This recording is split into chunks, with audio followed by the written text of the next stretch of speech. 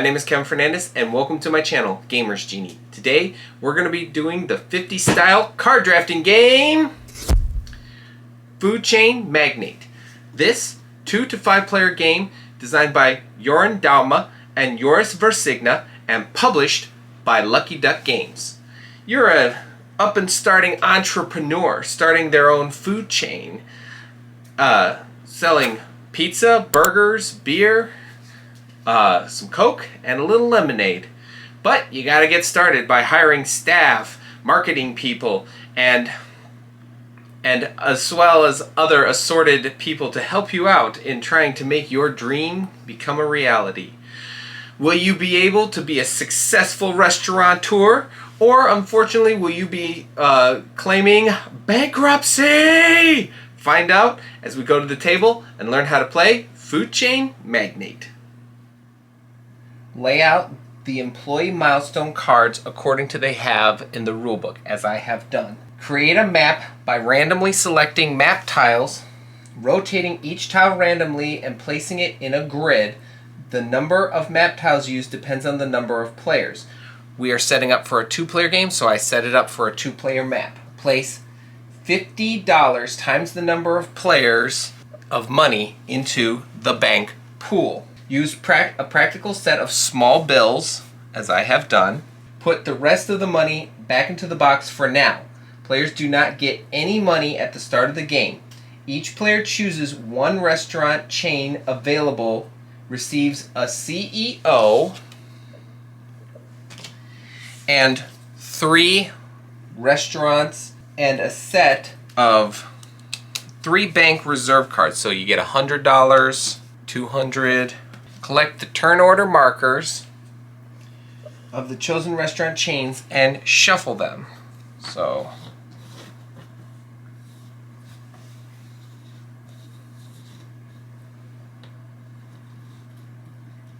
randomly take one and then you place it in the 1-player space on your tracker, turn order tracker, like so. And then you take the other ones, fill them each up accordingly in which way they were drawn. Each player has to place one starting restaurant onto the board. Start with the player who is last in turn order. So you can put Jordan's and end with the first player. Each player may either place a restaurant or pass. If anyone passes, a second round is executed in turn order. Each player who has not yet placed a restaurant must now place it. Players who have already placed a restaurant do not participate in the second round. There are some limitations in initial placements of restaurants. So your restaurant must be placed fully on an empty square that does not contain any other restaurants, roads, drinks, or houses. Restaurants must be placed so that their entrance borders on a square with a road. A restaurant may not be placed in such a way that their entrance is on the same tile as the entrance of an existing restaurant. So Jordan's can go right here because it follows that. And I will place mine on the other end of the board. Each player now chooses one of their bank reserve cards. The chosen reserve cards are placed face down next to the bank. So I'll place that, and the other reserve cards are discarded unseen. They will not be used for now. The chosen bank reserve cards collectively indicate how much money will be added to the bank once it runs out of money. The higher the value of the cards, the longer the game will last. At the start of the game, players will not know exactly how long the game will take, which makes balancing short and long-term strategies more challenging. And that completes the setup. Each player simultaneously chooses which of their employees to use this turn. These cards are placed face down on the table. All other cards are placed face down in a separate pile. After all players have chosen their cards, they simultaneously open their pile of cards to be used this turn. Although they can be trained and you will need to pay their salary if they are not fired. These cards are said to be on the beach. During all phases except for this one, every player can at any time request to see the cards of another player. This includes both cards at work and those cards on the beach in the first turn. The CEO will be the only card played. The CEO is always at work. So over time you're going to recruit cards. Mostly you're going to start with cards with this symbol. That little, and you place them. In all subsequent turns, after opening the pile, cards at work must be placed into a company structure, like so. The cards are placed in a pyramid. Each card is placed under the person they're reporting to. The top of the pyramid is the CEO, who obviously reports to nobody.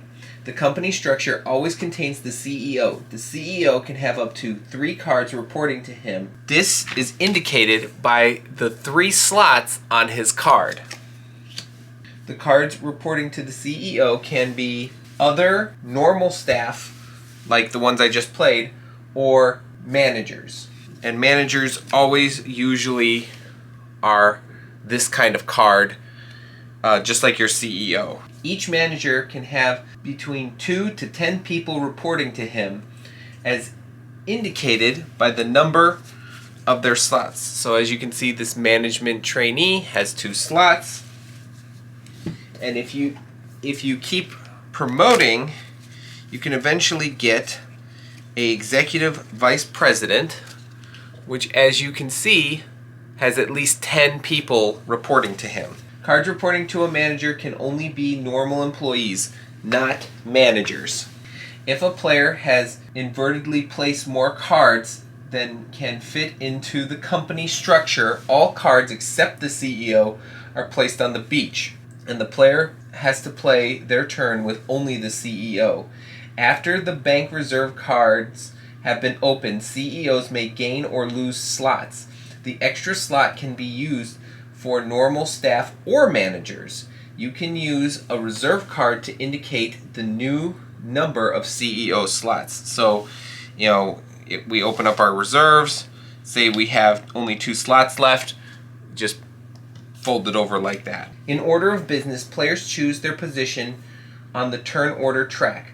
The player with the most open slots in their company structure may choose first, followed by the player with the second largest number of open slots, etc., etc., etc. Open slots are slots on a CEO or manager, as I showed previously, that have not been used for an employee card. If a player has the first airplane campaign milestone, they count 2 extra slots no matter what. If 2 or more players have the same number of open slots, the one who was ahead in turn order in the previous turn chooses first. Players choose their position in the turn order by placing the turn order marker on an available spot on the turn order track. A little note that there are only as many spots on the chart as there are players participating. In the working 9 to 5 phase, all players take turns in turn order. Each player may perform 1 action for each card they have at work.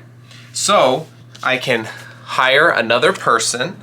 I can hire a person with my CEO, hire another person with my recruiting girl, and get 1 drink of any type. So, I'm going to hire a kitchen trainee, a management trainee, and then, since I have my errand boy, I'll get a Coke. The actions of the pricing manager, discount manager, luxury manager, CFO, recruiting manager, HR director, and waitresses are mandatory. Everything else, you don't have to do them if you don't want to. The actions of all other employees are optional. A player completes all of their actions before the next player gets their turn. The available actions are indicated on the cards. Actions have to be performed in the order that I'm about to list. The position of a card in the organizational chart has no influence. So the list is people who recruit employees, then train employees, then people who initiate marketing campaigns, then people who get food and drinks, then people who place new houses and gardens, and finally people who place or move restaurants get to go in that order. Just because you have them in a different order on your table does not necessarily mean that you have to execute them in that order. You have to follow what's on your menu, your player aid card. In Recruit, each company always gets one free recruitment action by the CEO. You can hire additional employees by having recruitment cards like the recruiting girl. She can hire one extra person. For each recruitment action available, you may hire one additional employee. You may only hire people at entry positions indicated by the black triangles on the card. So right there. Take the cards you want and add them to your pile of cards that are on the beach. So I have a recruiting girl, so I could technically hire two people because I have my CEO and I have my recruiting girl. So for another demonstration, I can hire the trainer because he has the black triangle, and I can hire a marketing trainee because he also has that. If a certain deck runs out of cards, you may no longer hire that type of employee until cards have become available again. However, you may hire such a card if you immediately train it to a higher level in the training sub-phase of this turn, so you don't actually have to take the card. Recruitment actions are available on the recruiting girl card 1 time, the recruiting manager 2 times, and the HR director 4 times. A little note that unused recruitment actions on the recruiting manager and HR director will give a salary discount in phase 5. In train, for each training action in your company structure, you may train one person, 1 step. You may only train employee cards that are on the beach, including employees you just hired. Employees who are currently at work in your company structure and busy marketeers cannot be trained. Marketers, kitchen staff, and buyers each have their own upgrade track. All other non-entry employees are trained directly by managers. So you can see the track in your little menu to just keep track of that. But it also tells you directly on the card. So for example, I have my management trainee in my beach. So I can now use my trainer, get rid of my management trainee, put him back in my recruitment stack, and now he's a junior vice president. And as I said, all potential training for each card will be shown right here in the bottom left. Bottom right for you, bottom left for me. Most cards list the number of training options on the bottom of the card. Shows you everything they can become, their potential. Return the card you want to train to maintain a stack of cards and replace it with the card you want to train it to. In general, you may not train an employee you have just trained any further in the same turn. Exceptions are a coach may train the same card 2 steps. A guru may train the same card 3 steps. If you have the first to pay 20 in salary milestone, you may use multiple trainers, coaches, and gurus to train the same card. A coach or guru may alternatively divide their attention over multiple employees. You cannot train a position if the final card is not available in the stack. However, if you train multiple steps or hire and immediately train a person, the intermediate cards do not have to be available.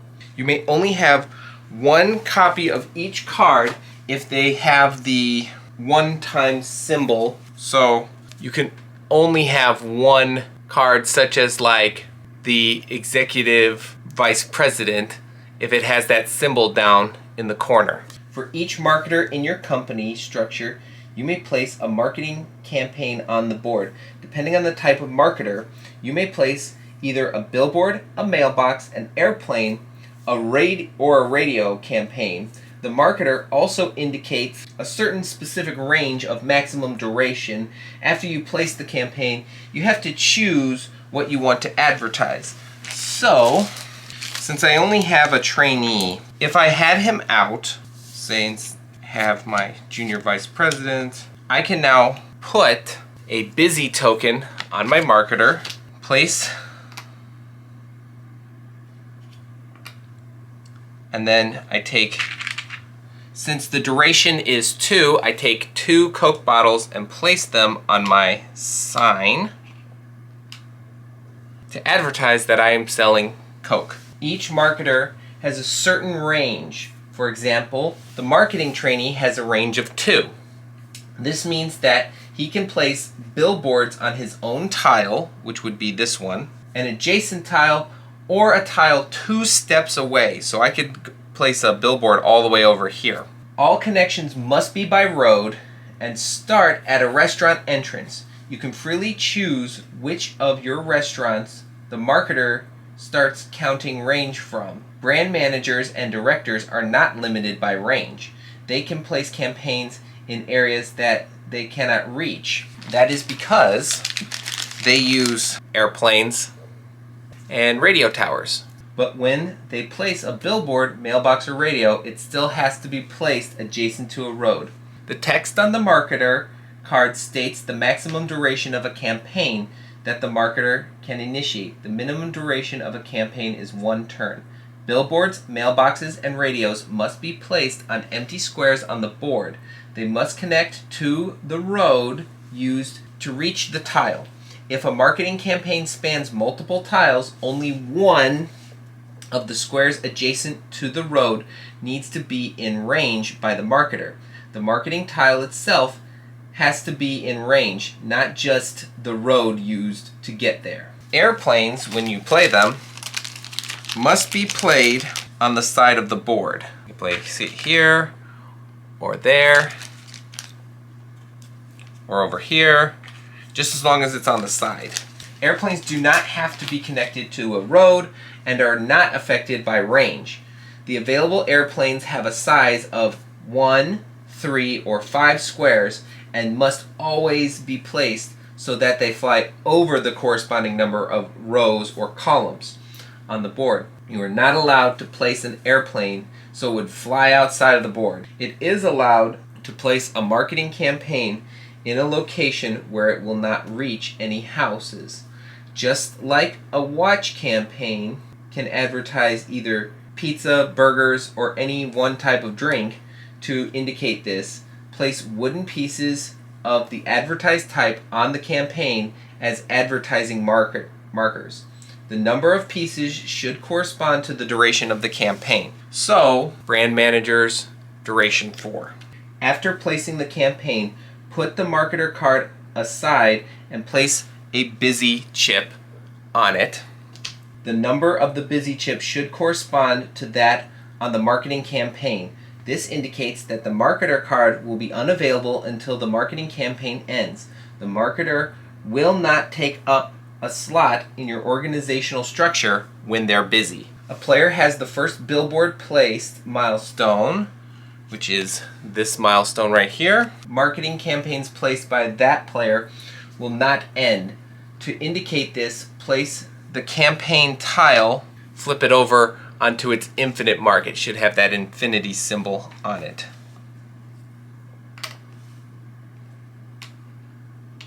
And then, instead of the duration marker, you just place a single marker onto that. The corresponding marketer card will be unavailable for the rest of the game. It will not be returned to the stock or the player's hand. If you have any kitchen staff and or buyers in your structure, you may take food and drinks from the general stack following the instructions on the card. Earned food and drinks are kept in front of players and are available to all restaurants in the player's chain when needed. If a player has the first errand boy played milestone, each source will provide 1 extra drink. Errand boys will also bring in 2 drinks of the same type, including the errand boy just played. If a player has the first cart operator played milestone, the cart operator, truck drivers, and Zeppelin pilots have one additional range. If your structure contains a new business developer, you may place a new house on the map or add a garden to an existing house. A new house may be placed in an empty area on the map, provided the house is connected to at least one road. There are no range limitations. You may freely choose which house to place. A new garden must be placed so that it connects to a house printed on the map tile. So, house, new garden. And you need to have a corresponding card which can do that, which is a new business developer. That guy. When you place houses that automatically have a garden, you can't place a second one. So it can only be houses that don't have gardens. If you have a local manager or a regional manager in your structure, you may place a new restaurant or move an existing one. A restaurant must be placed fully on empty squares. They do not contain any other map elements. It must also be placed so that the entrance is adjacent to a road. However, unlike the initial placement, a restaurant may be placed in such a way that its entrance is on the same tile as the entrance of another restaurant. So if you manage to hire a local manager, you can take one of your new restaurants and place it on a tile with the coming soon, like that. It's evening and the inhabitants go out for some food. This happens in the order of the numbers printed on the houses. Starting with the lowest number on the board, players make no decisions in this phase. The inhabitants of the houses will determine where to eat based on the rules I'm about to discuss. To determine if and where a house will eat, just follow these steps. If no demand counters have been placed on the house, its inhabitants will not go out to eat. If there are demand counters, check if there is a chain with restaurant with the connected to the house by road, which can deliver all the food and drinks the inhabitants want. If there is no road connection, the inhabitants will stay at home. If there is one chain that fulfills the requirements, the inhabitants will eat there. The standard price for each good is $10. This unit price will be different if the chain has one or more price managers, discount managers, or luxury managers in its structure. The first to lower price milestone permanently lowers the price of a chain by $1. Note the bonuses do not alter the unit price. To determine the distance, determine the range from the house to the closest restaurant of each of the chains. You must follow the road and end up at the entrance of the restaurant. Each tile border you cross counts as one step. So a house on the same tile as a restaurant entrance will be at a distance of 0 if the two are connected by a road on the same tile. If two chains have the same unit of distance, inhabitants will go to the restaurant with the most waitresses in its structure. If both chains have the same number of waitresses in their structure, inhabitants will go to the chain that is earlier in turn order. So, because of my marketing campaign, House 7 and House 10 want some Coke. Because I got that milestone, I get 2, and so I am able to fulfill, because I'm farther away, I'm closer, I'm able to fulfill that and make $10 each.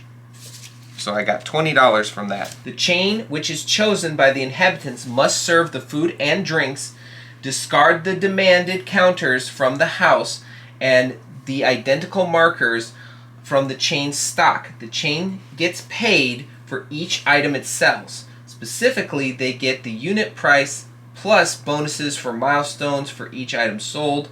If the house has a garden, the chain receives double the unit's price. Oh yeah, I forgot I get $20 for one because I had a garden in House 7. So the final income is 2 times the unit price plus bonuses. As the order of the houses depends on the house numbers, it is quite possible that a chain runs out of food to serve houses later in the order. These will then search for food elsewhere. In some cases, this may lead some of the inhabitants traveling very long distances or not finding food at all. When you break the bank for the first time, open the reserve cards that were chosen by the players at the start of the game. Sum the money amounts shown on the reserve cards and add the total to the bank. So we take our reserve cards and we add that money up, so it would be $500. Each reserve card also shows 2, 3, or 4 open slots. Whichever number occurs most determines the number of slots all CEOs will have from the start of the next turn onwards. Place the appropriate reserve cards under the CEOs as a visual reminder of the new number of slots. If the bank breaks a second time, the game ends. Finish phase 4 and continue paying players their earnings, if need be, by writing cash still owed from the bank down on paper. Whoever has the most cash at the end of the phase wins the game. In case of a tie, the tied player who is earlier in turn order wins. Each chain might now choose to fire any number of people in the campaign structure or on the beach during the payday phase. Cards that are fired must be placed back into the general stock of available cards. Normally, busy marketers may not be fired. Then, each chain needs to pay $5 for each card in their structure or on the beach that has a stack of cash symbols on the card. So, every card that has that symbol on it. Note that there are a number of milestones and employee abilities that allow you to reduce the amount of salary you pay. Paid wages are returned to the bank. Busy marketers with a stack of cash symbol must still be paid. In exceptional cases, a player may have no money but an obligation to pay a busy marketer. In this case, the marketer must be fired. The corresponding marketing campaign remains on the board. A little note that this is only allowed if you have already fired all your other employees that required salary. If the company structure contains recruiting manager or HR director who has not been used to the full capacity for hiring new people, the additional actions on these managers reduce the amount the chain pays in salaries. Each leftover action gives a $5 discount. All discounts that are available have to be used. This may be relevant if you want to get the first to pay $20 salary milestone, no matter how much salary discount you have. However, the minimum amount to be paid is $0. People will not pay to work for you. In the marketing campaign phase, this happens in the order of the numbers printed on the campaigns, with the lowest number first. Note that each house can have the most 3 demanded token in total, or 5 if the house has a garden. If a campaign reaches a house that is already filled demand tokens, it has no effect on that house. This may lead to some campaign being utterly useless, as is the nature of a marketing campaign. A billboard campaign reaches all houses it is orthogonally adjacent to. A mailbox campaign reaches all houses it can get to without crossing the road. You can think of the area enclosed by roads and perhaps the border of the billboard as a block. An airplane campaign reaches every house that it can fly over. A radio campaign reaches every house on the tile on which the radio campaign has been placed. After running a campaign, remove 1 advertising token from the campaign unless it is an eternal campaign. If the campaign has no more tokens left, return it to the stock and return the corresponding marketer to the player. Otherwise, the campaign stays on the board and the marketer remains busy. A little note that a busy marketer is never placed into your company structure the next turn, and also will not require an open slot. He may still require a salary though. Finally, during the cleanup phase, all players do not have to have the first throwaway drink milestone, must discard any food, drink, or drinks they still own. All cards from the company structure and the beach are taken back into hand, other players may ask to see them at this point. All restaurants that are showing the coming soon side are turned over to their welcome sign. So flip. If any milestones have been awarded this turn, all remaining milestone cards of the same type are turned upside down. These are no longer available for the rest of the game. Errand boy. There we go. Like so. Advertising tokens that have been placed on campaigns and demand tokens that have been placed on houses remain on the board. The next turn starts commencing with Phase 1. That's all you need to know to play Food Chain Magnate. I'm just going to let you know that the version that I taught you is the standard version of the game. There is a version that they recommend for people who are new to the game and feel like there's a little too much going on. We will be teaching that in our gameplay video. So don't worry if this felt a little too overwhelming. Just be on the lookout for our upcoming gameplay video. But that being said, if you enjoyed this video, please give it a like, hit that subscribe button, and ring the notification bell to be notified when that gameplay video comes out, as well as other how to play videos just like this. And if you're a big fan of the channel as a whole, consider becoming a Patreon supporter on our Patreon page. I'll leave a link to that in the description below. Feel free to check it out. You can support us for as little as $1 a month, which unlocks you awesome perks like early access to how to play videos like how to play Food Chain Magnate. I'd like to thank our current patrons. Your donations mean a lot to this channel. Thank you very much. It helps us do what we do. Be on the lookout for that gameplay video where we will be teaching a more basic version of this game. But until then, thanks for the views.